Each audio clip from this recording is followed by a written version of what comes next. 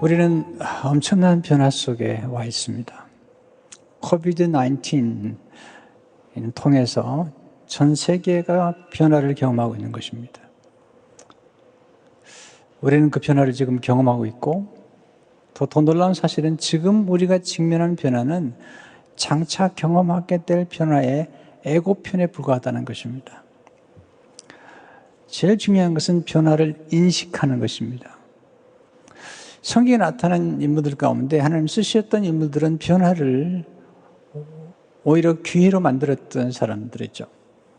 그 중에 한 사람이 우리 믿음의 조상인 아브라함인 것입니다.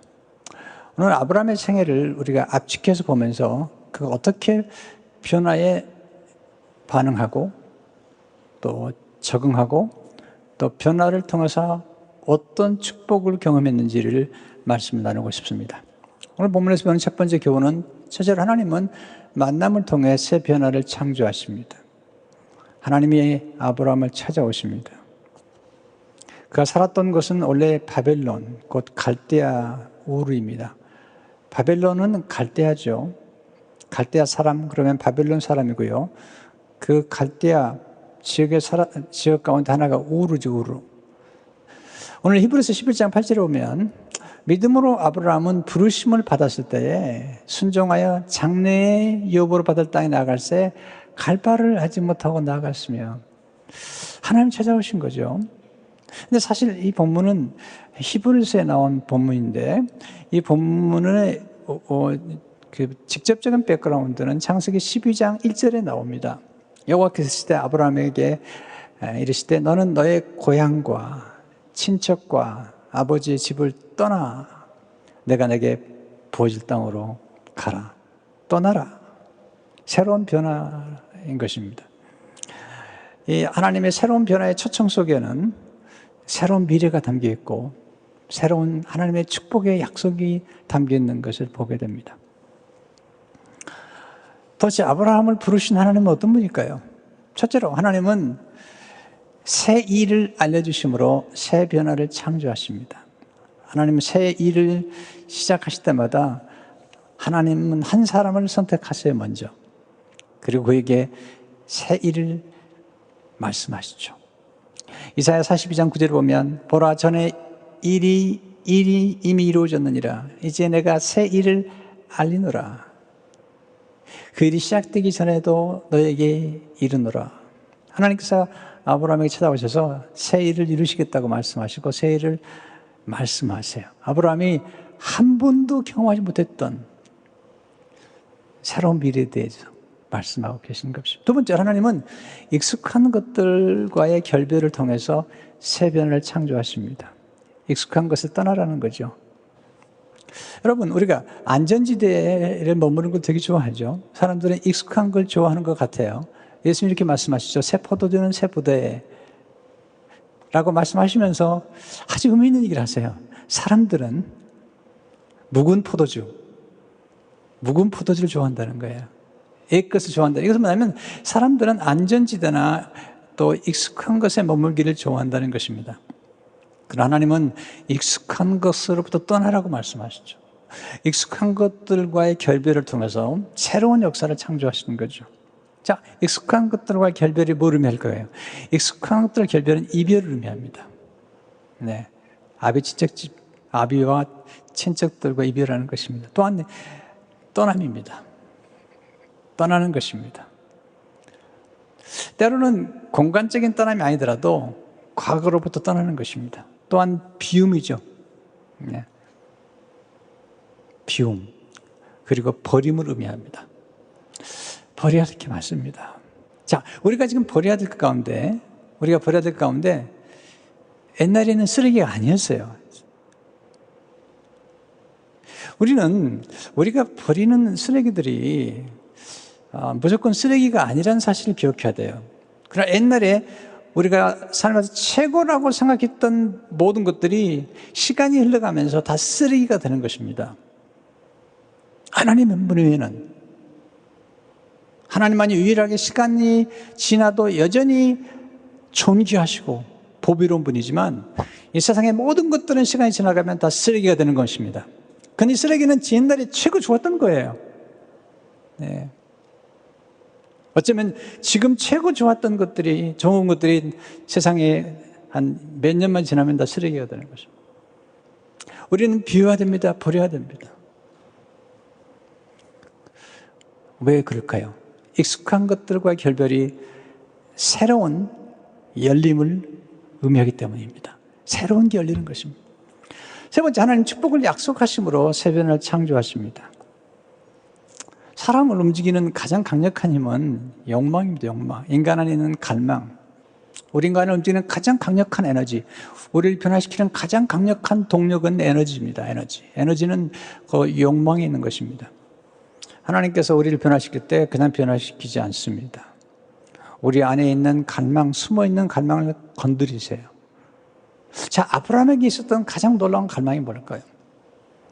그중에 가장 큰 갈망은 아브라함은 아들을 갖고 싶었던 거예요. 나이가 75세가 됐는데 아들이 없는 거죠. 그 당시에는 아들이 중요하고 상속자가 중요한 때인데 사라하고 결혼했는데 아들이 없는 거예요. 하나님 부르셔가지고 얘기하신 거죠. 내가 내게 아들을 주겠고 내 아들을 통해서 큰 민족이 되어야겠다는 거죠. 대단한 갈망을 건드려 주신 거죠. 창세기 12장 2절을 보면 내가 너로 큰 민족을 이루고 내게 복을 주어 내 이름을 창대하게 하리니 너는 복이 될지라. 여기 내 이름을 창대하게 하는 것도 굉장히 중요한 갈망이죠. 인간은 다 자기가 존귀되기를 원하는 거예요. 자기 이름이 드러나기를 원하는 거죠. 하나님은 근데 아브라함에게 말씀하시죠. 여러분, 이름이 드러난다는 게 무슨 의미일까요? 이것은 굉장히 중요한 의미를 가지고 있어요. 이것은 한 사람의 가치를 높여주는 거예요. 하나님께서 아브라함에게 무명인 아브라함, 우상을 숭배한 아브라함에게 내가 명하는 대로 하게 되면 내 가치를 높여주겠다는 거예요. add value. 이게 중요하잖아요. 이게 우리 삶 가운데 굉장히 중요한 것 같아요. 어떻게 보면 중요한 경험이라고 생각이 돼요. 물론 아브라함이 자기 이름에 집착하지 않지만 하나님의 이름을 높이기 원했던 아브라함의 이름을 높여주셨어요. 나중에 여호수아의 이름도 높여주세요. 그렇게 하심으로써 하나님의 영광을 드러내도록 하시는 것입니다. 오래전에 이태영 목사님을 만났어요. 근데 저한테 주셨던 말씀 잊지를 못해요. D.L. 무디의 말이었습니다. 하나님은 하나님의 이름을 책임지는 사람의 이름을 책임져 주신다. 제게 주신 조언이에요. 하나님의 이름을 책임지는 사람의 이름을 책임져 주신다는 거예요. 자기 이름을 드러내는 것이 아니라 바벨탑 사건처럼 하나님의 이름을 드러내는 사람의 이름을 책임져 주신다는 거예요. 아브라함을 이름을 책임져 주시죠. 또 하나는 아브라함에게 필요했던 게 땅이죠. 땅이라는 것은 모든 생명이 자라는 거고, 그리고 그 생명을 자라게 하는 곡식이 나오고, 또 그 곡식을 통해서 짐승과 또 사람이 먹고 사는 것입니다. 그래서 하나님께서 아브라함의 가장 기본적인 걸 이렇게 욕망을 건드려 주시는 것입니다. 어떤 분은 욕망을 아주 무시하는 분이 있는데 아닙니다. 하나님 절대 그런 분이 아닙니다. 하나님은 우리 인간이 가지는 가장 기본적인 욕망, 뭔가 얻고 싶고 어딘가 가고 싶고 뭔가 이루고 싶고 또 누군가를 만나고 싶고 또 자녀를 갖고 싶고 이런 것들에 대한 갈망을 하나님이 이렇게 터치하시면서 사람들에게 변화를 이끌어내시는 것을 보게 되죠. 우리가 하나님을 통해서 어떻게 변화를 이끌어내는가도 배우는 게 중요한 거거든요. 동기를 부여하는 것입니다. 여러분, 새 변화는 익숙한 것들과의 결별함으로 시작되고요. 새 변화는 위험하지만 그 속에 놀라운 기회가 담겨 있는 것입니다. 네, 놀라운 기회가 큰 민족이 되고, 네, 그리고 이름이 창대케 되고, 복의 근원이 되고, 네, 그리고 새로운 땅으로 들어가는, 새 변화는 새 축복의 문으로 들어가는 열쇠인 것입니다. 새 변화를 받아들일 때 새 인생이 전개가 됩니다. 자, 두 번째, 하나님은 새 변화를 위해 모험하는 인생을 살기 원하세요. 모험. 아브라함의 새 변화는 모험이죠. 75세 나이에 익숙한 것에 떠난다는 것은 모험입니다. 모험이 뭐죠? 모호한 변화 속으로 들어가는 것입니다. 선명하지 않아요. 이 모험하는 인생이 곧 믿음으로 사는 것입니다. 오늘 본문 히브리 10장 8절은 이렇게 말씀하죠. 믿음으로 아브라함은 부르심을 받았을 때 순종하여 장래의 유업으로 받을 땅에 나갈새 갈 바를 알지 못하고 나갔으며, 갈 바를 알지 못하고, 이게 모험이잖아요. 또 특별히 하나님께서 인도하신 아브라함의 이동 경로를 보면 굉장히 먼 거리예요. 그 먼 길을, 그리고 어떻게 보면 꽤 위험한 길을, 그 길이 사막이 많아요. 특별히 가나안은 대부분이 사막이에요. 사막. 바벨론이나 하란은 굉장한 그 당시에 문명을 이루었던 도시예요. 근데 거기서 광야, 사막이 있는 가나안으로 가라는 것입니다. 자, 여기서 그의 삶의 가장 중요한 모험의 시작은 무엇으로 시작된 것일까요? 믿음이라는 것입니다. 여기서 첫째로 믿음은 새 변화를 위해 모험하는 인생으로 살아가는 원동력입니다. 믿음으로 아브라함은 그렇게 얘기하잖아요. 믿음으로 그러는 것입니다. 자, 우리가 믿음이란 말을 할 때 가장 중요한 게 있습니다. 믿음은 스스로 자신이 만들어내는 것은 믿음이 아니에요. 이것은 우리는 신념이라고 합니다. 자, 믿음에는 아주 중요한 세 가지 요소가 있죠. 첫 번째 요소는 믿음의 대상입니다. 아브라함은 하나님을 믿었던 것입니다. 전능하신 하나님, 상을 주신 하나님, 새 일을 행하신 하나님을 믿었던 것입니다. 영생을 주신 하나님을 믿었던 것입니다. 축복하신 하나님을 믿었던 것입니다. 또한 믿음의 내용이 있는데 그 내용은 약속의 말씀인 것입니다. 그냥 믿는 게 아닙니다. 하나님의 약속의 말씀 믿은 것입니다. 세 번째는 믿음의 방법인데 그것은 바라보는 것입니다. 히브리서 11장 1절을 보십시오. 믿음은 바라는 것들의 실상이에요. 바라는다는 것은 동경하는 것입니다. 우리는 무언가를 얻기 전에 먼저 바라보죠. 하나님이 믿음을 키울 때 아브라함에게 자꾸 보게 하세요. 바라보게 하시고 그리고 상상하게 하세요. 조카 롯이 떠나죠. 네, 떠나야죠. 왜냐하면 아비 친척이니까 계속 결별해야 되죠. 롯이 떠난 다음에 하나님이 아브라함에게 찾아오셔서 땅을 보여주세요. 보는 땅이 곧 아브라함의 소유가 될 거라는 것이죠. 창세기 13장 14대 15대를 보면 롯이 아브라함을 떠난 후에 여호와께서 아브라함에게 이르시되 너는 눈을 들어 너 있는 곳에서 북쪽과 남쪽 그리고 동쪽과 서쪽을 바라보라. 바라보라. 부은인 땅을 너희가 너와 내 자손에게 주리니 영원히 이르리라. 땅을 보지. 또 그의 후손을 보게 하시죠. 큰 민족을 보게 하시죠. 창세기 15장 5절에 보면 그를 이끌고 밖으로 나가 이르시되 하늘을 우러러 보라는 것입니다. 무뼈를 셀 수 있나 보라. 또 그에게 이르시되 내 자손이 이와 같으리라. 바라보는 게 정말 중요합니다.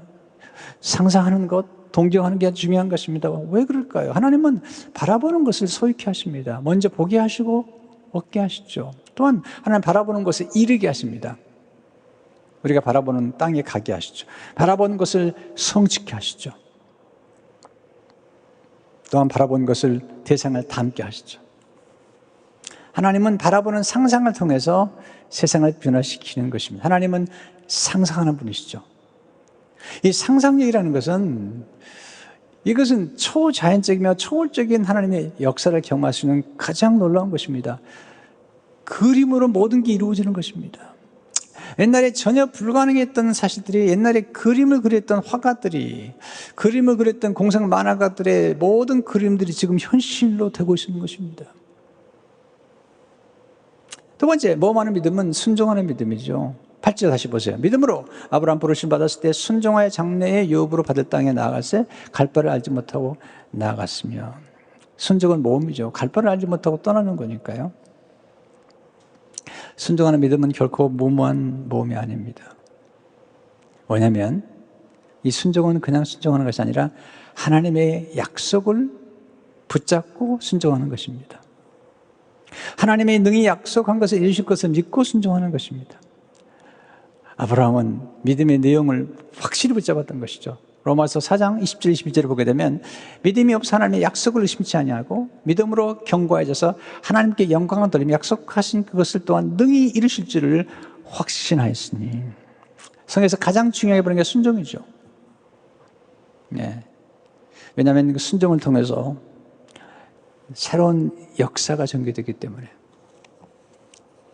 선교적 교회에 대한 책을 많이 쓰신 분 가운데 마이클 프로스트라는 분이 계세요. 또한 엘렌 허쉬라는 분이 계신데 그분이 몸으로 나가는 믿음이라는 책을 쓰셨는데 거기 이렇게 얘기하고 있습니다. 아브라함은 순종의 행동으로 이 응답했으며 이것이 정말로 역사의 경로를 바꿔놓았다. 이 행동은 세계 구원의 역사에서 가장 중대하고 결정적인 순간 중에 하나였다. 그래서 분명히 믿음의 도약이었다. 네, 순종. 이 순종의 한순간이 아브라함의 순종을 알면 전 인류가 구원을 받게 되는 놀라운 역사가 이루어지는 것입니다. 세 번째, 믿음은 새 변화 속으로 들어가는 용기이죠. 8절에 보시면 장래 여보로 받을 땅에 나갔을 때 갈 바를 알지 못하고 나갔다. 대단한 용기입니다. 갈 바를 알지 못하고 나갔다. 여러분 인생에서 모험이 아닌 게 어디 있습니까? 여러분 결혼이 얼마나 위험한 것입니까? 결혼하신 분들 위험한 모험을 하신 겁니다. 자녀를 낳고 키우는 게 얼마나 위험한 모험입니까? 교회를 개척하는 게 얼마나 위험하고 모험하는 것입니까? 책을 쓴다는 게 얼마나 위험한 것입니까? 새로운 일을 시도하는 게 얼마나 위험한 것입니까? 사업한다는 게 얼마나 위험한 것입니까? 집을 건축하는 게 얼마나 위험한 것입니까? 위험하지 않은 게 없습니다. 모험하지 않은 게 없습니다. 인생은 모험입니다. 그러나 이런 모험을 통해서 우리는 무한한 잠재력을 발견하게 되죠. 여러분, 이게 모험하는 중에 우리가 가장 용기를 발휘할 게 뭐죠? 무슨 용기죠? 두려움을 정복해야 돼. 두려움. 근데 우리가 두려움이 우리를 찾아올 때 우리가 분명하게 결정해야 됩니다. 두려움을 두려워할 것인가? 아니면 하나님을 두려워할 것인가? 두려움의 귀를 기울일 것인가? 우리를 사랑하시고 우리를 축복하시는 하나님의 음성에 귀를 기울일 것인가? 우리가 하나님을 경외하면 모든 두려움을 물리칠 수 있습니다. 오스왈드 챔버스는 이렇게 말합니다. 하나님을 두려워하면 아무것도 두려운 게 없지만 하나님을 두려워하지 않으면 모든 것이 두려워진다. 하나님 약속하셨죠. 아브라함에게 내가 너의 방패가 되겠다. 내가 너와 함께 하겠다. 여러분 하나님이 우리 편이면 두려울 게 없습니다. 시편 118편 6절에 보니까 여호와는 내 편이시라. 내가 두려워하지 아니하리니 사람이 내게 어찌할까. 로마서 8장 31절에 만일 하나님이 우리를 위하시면 누가 우리를 대적하리요? 네, 하나님 우리를 위하시면 누가 우리를 대적하겠습니까? 네 번째, 모험하는 믿음은 장막 인생으로 사는 것입니다. 장막. 갈대우를 떠날 때에 유목민이 됩니다. 그는 더 이상 한 곳에 머무는 사람이 아니라 그는 이동하며 살아가는 유목민, 장막이 가면서 살아가는 나그네로 살아가는 것입니다. 순례자로 살아가는 것입니다. 자, 오늘 9절의 말씀이 굉장히 중요하죠. 믿음으로 그가 이방의 땅에 있는 것과 같이 약속의 땅에 거류하며 동일한 약속을 여보로 함께 받은 이삭 및 야곱과 더불어 장막에 거하였으니. 자, 보세요. 아브라함만 장막에 거한 게 아니고 이삭과 야곱도 장막에 거했습니다. 그러니까 믿음의 후손들이 대부분의 스타일은 장막에 거한다는 거죠. 자, 창세기 14장 8절을 보게 되면 이 아브라함이 장막을 옮겨 헤브론에 있는 마므레 상수리 사풀에 이르러 거주하며 거기서 여호와를 위하여 제단을 쌓았더라. 그런 장막을 옮겨가면서 옮길 때마다 여호와를 위하여 제단을 쌓았고요. 여호와의 이름을 불렀죠. 이삭도 장막을 치요. 창세기 20장 17절을 보게 되면 이삭이 그것을 떠나 그갈 골짜기에 장막을 치고 거기 거류하며 야곱도 창세기 33장 18절을 보게 되면 야곱이 받던 아리람에서부터 평안히 가나안 땅 세겜 성읍에 이르러 그 성읍 앞에 장막을 치며. 하나님의 쓰신 인물들 한결같이 이민자들이었습니다. 고향과 친척을 떠났습니다. 여러분 장막에 산다는 것은 늘 움직인다는 것입니다. 하나님이 머물라 머물고 떠나라 떠나는 것입니다. 이게 하나님의 사람들의 특징이죠. 나그네로 살아가는 것입니다. 어떻게 보면 주변인으로 살아가는 것입니다. 히브리 11장 9절에 보니까 세 번역이 이렇게 번역했어요. 믿음으로 그는 약속하신 땅에서 타국에 몸붙여 사는 나그네처럼 고려했으며 같은 약속을 함께 물려받을 이삭과 야곱과 함께 장막에서 살았습니다. 이 표현이 참 흥미로워요. 타국에 몸붙여 사는 나그네처럼 고려했으며 10절에 보시면 이는 그가 하나님이 계획하시고 지으실 터가 있는 성을 바랐습니다. 영어 보니까 이 계획하다는 말이 하나님이 아키텍트, 하나님이 설계사라는 거죠. 그리고 지으신다는 말은 빌드라고 써요. 하나님께서. 왜? 본향.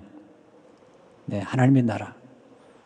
네, 그렇기 때문에 여러분, 죽음을 늘 생각하는 사람은요, 늘 우리가 죽음을 생각하는 건 아니지만 죽음을 늘 앞서 생각하는 사람들은 싸우지 않습니다. 그리고 늘 감사뿐입니다. 이 유목민들은 늘 자족했습니다. 그리고 늘 감사했습니다. 그리고 늘 떠날 사람들이기 때문에 집착하지 않았습니다. 그들이 소유가 없었던 건 아닙니다. 그러나 그가 소유에 집착하지 않습니다. 또는 장소에도 집착하지 않습니다. 하나님이 머물면 머물고 떠나면 떠나는 것입니다. 여러분, 우리가 떠난다고 생각하면요, 무서울 게 없잖아요. 또 우리가 죽는다고 생각하면 아니, 삶이 퀄리티가 달라집니다. 우리가 본향을 생각하는 사람들은 바울 얘기해요. 항상 기뻐하라는 겁니다. 그 다음에 너희 관용을 알게 하라는 것입니다. 왜? 주께서 가까웠기 때문에. 예, 정말이 가까웠기 때문에 싸우지 말고 관용을 베풀고 그리고 기뻐하라는 것입니다. 이게 하나님이 우리에게 하신 말씀이에요. 우리 언젠가는 떠나갑니다. 영을 사지 않습니다. 바울은 고린도서 5장 1절에서 이렇게 얘기하죠. 만일 땅에 있는 우리의 장막집이 무너지면 하나님께서 지으신 집고 손으로 지으신 것이 아니요 하늘에 있는 영원한 집이 우리에게 있는 줄을 아느니라. 5번째, 새 변화를 위한 작은 변화가 위대한 변화를 만듭니다. 작은 변화가 위대한 변화를 만들죠. 변화는 먼저 우리의 생각 속에서 시작됩니다. 먼저 방향이죠. 하나님께서 아브라함에게 먼저 생각을 집어넣죠. 그리고 그림을 그려보게 만들어요. 생각 속에 그림을 그리게 만들어요. 큰 민족에 대한 그림. 그리고 새 땅에 대한 그림을 그려보게 만들죠. 이 변화가 회개예요. 회개라는 것은 방향을 바꾸는 거예요. 네, 갈대아 우르에서 우상 숭배자가 아니라 이제는 믿음의 조상이 되는 하나님을 믿기 위해서 우상과 등지는 것이죠. 네. 갈대아 우르를 떠나 새로운 땅으로 가는 것입니다. 근데 이 변화가 어떻게 시작되냐면 첫 발을 내딛는 것입니다. 8절을 다시 보세요. 믿음으로 아브라함은 부르심을 받았을 때 순종하여 장래의 이후를 볼 땅에 나갈새 갈 바를 알지 못하고 나아갔으며 이 첫걸음, 이 작은 변화가 인생을 그렇게 변화시킬 줄 몰랐거든요. 여러분, 작은 변화 속에 위대한 변화가 담겨 있습니다. 작은 변화는 익숙한 것을 벗어난 것을 의미합니다. 작은 변화는 새로운 것을 향해 한 걸음을 내딛는 것을 의미합니다. 창세기 12장 4절에 보니까 이 아브라함이 여호와의 말씀을 따라갔고 여호와의 말씀 그 약속을 따라갔고 롯도 그와 함께 갔으며 아브라함이 하란을 떠날 때 75세였더라. 5절의 말씀이 제가 좋아요. 아브라함이 그 안에 사례와 적그러고 하나님이 먹은 모든 소유 얻은 사람을 이끌고 가나안 땅으로 가려고 떠나서 마침내 가나안 땅에 들어갔더라. 마침내란 단어를 좋아해요. 여러분, 하나님이 약속하시면 반드시 이루어지죠. 예, 갈대아 우르에서 하란을 거쳐서 가나안 땅으로 마침내 도착했다는 것입니다. 여러분, 변화를 적으로 생각하지 말고 친구로 여기십시오. 변화를 통해서 새로운 역사를 창조하십시오. 변화를 통해 아름답고 황홀한 기쁨을 누리십시오. 변화한다는 것은 살아있다는 것입니다. 죽은 것은 변화되지 않습니다. 무덤은 변화되지 않습니다. 살아있는 것만이 변화되는 것입니다. 변화한다는 것은 무한한 미래 속으로, 무한한 잠재력 속으로, 무한한 가능성 속으로 들어가는 것입니다. 여러분, 새로운 변화 등 새로운 사명을 발견하십시오. 근데 아브라함 생애 가운데 가장 큰 모험은 뭐냐면 아들 이삭을 바치는 겁니다. 아들을 하나님께 내어드리는 것입니다. 이게 엄청난 모험입니다. 갈대아 우르를 떠나는 것보다 더 큰 모험이 기다리고 있습니다. 하나님이 시험하는 겁니다. 테스트하는 것입니다. 이 테스트를 통과해야만이 테스티모니가 생기는 거예요. 네, 순종이라는 테스트를 통과할 때 우리는 테스티모니, 간증이 생깁니다. 하나님 부르십니다. 창세기 22장 1절에 대해서 이렇게 말씀하세요. 그를 위해 하나님이 아브라함을 시험하시려고, 테스트하시려고 그를 부르시되 아브라함 하시니 그가 이르되 내가 여기 있나이다. 여호와께서 이르시되 내 아들 내 사랑하는 독자 이삭을 데리고 모리아 땅으로 가서 내가 내게 일러준 한 산 거기서 그를 번제로 드리라. 이 모리아는 예루살렘이에요. 거기서 이삭을 바치랍니다. 모험이죠. 아니, 하나님이 약속하신 아들 아닙니까? 근데 이제 바치라고 그러는 거죠. 왜냐하면 이삭을 낳은 다음부터 이삭이 왜 아브라함이 우상이 되어버렸어요. 이삭 앞에 안주하고 싶었던 거죠. 그건 하나님을 두려워하기보다는 이삭의 안전에 대한 두려움이 컸어요.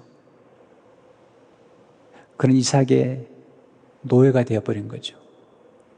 하나님은 아브라함이 위험하다고 생각했던 거예요. 하나님 외에는 어떤 것도 우리가 노예가 되면 안 되는 거죠. 뭐 하나님보다 더 소중한 게 있다고 생각하면 그게 자식이면 그것도 우상이 되는 거예요. 그걸 내려놓으라는 것입니다. 아브라함이 시험에 통과하잖아요. 참 대단한 것입니다. 그렇게 사랑하는 아들을 하나님께 드리는 것입니다. 내어놓는 것입니다. 하나님께서 두 가지를 말씀하세요. 아브라함아, 내가 이제야 나를 경외하는 걸 내가 알겠다. 그 이유는 내가 사랑하고 아끼는 내 독자, 내가 아끼는 아들을 내게 주었기 때문에. 이 테스트가 그의 생애를 완전히 바꿔놔버린 거죠. 하나님 축복하세요. 장세기 22장 17절에서 이 테스트를 통과하니까 간증이 생기는 거죠. 내가 내게 큰 복을 주고 내 씨가 크게 번성하여 하늘의 별과 같고 바닷가의 모래와 같게 하리니 내 씨가 그 대적의 성문을 차지하리라. 또 내 씨로 말미암아 천한 만민이 복을 받으리니 이는 내가 나의 말을 준행하심이라 하셨다 아니라. 여기서 말하는 씨라는 것은 사실은 이삭의 후손으로 오신 예수님을 의미하죠. 아브라함의 순종을 통해서 전 인류가 구원받는데 그분은 예수님을 통해서 오신 것입니다. 왜 이 모리아 사건이 중요할까요? 아브라함 생애 가운데 가장 위험했던 모험이었기 때문에. 왜 이 사건이 중요할까요? 이 사건은 2000년 후에, 아브라함이 BC 2000년 사람이 2000년 후에 하나님 아버지께서 가장 위험한 모험을 시도하시기로 결정하신 것을 알기 때문이죠. 십자가에서 주님이 십자가에서 죽으심으로 우리는 새 역사가 창조된 것입니다. 전 인류가 구원받는. 네. 이제는 종이나 자유자나 차별이 없습니다. 남자나 여자나 차별이 없습니다. 부자나 가난한 자가 차별이 없습니다. 유태인이나 이방인의 차별이 없습니다. 누구든지 그리스도 예수 안에서 하나님의 자녀가 될 수 있으며 새로운 역사가 창조된 새로운 피조물이 될 수 있는 새로운 축복 속으로 들어갈 수 있는 역사가 십자가에서 이루어진 것입니다. 여러분, 모험을 두려워하지 마십시오. 어차피 우리 인생은 모험이에요. 변화를 두려워하지 마십시오. 변화를 믿음으로 받아들이세요. 변화를 친구로 삼으세요. 선생님으로 삼으세요. 그리고 변화의 흐름을 타세요. 하나님 말씀 순종하세요. 그러면 놀라운 무한한 축복이 기다리고 있는 것입니다. 변화는 새로운 축복의 문으로 들어가는 열쇠와 같은 것입니다. 물론 변화가 두려우실 겁니다. 네, 그러나 두려움의 길을 기르지 마시고 하나님의 음성의 길을 기르시고 하나님을 경외하시기 때문에 하나님이 예비하신 놀라운 새로운 미래와 축복이 여러분에게 임할 것입니다. 기도하겠습니다.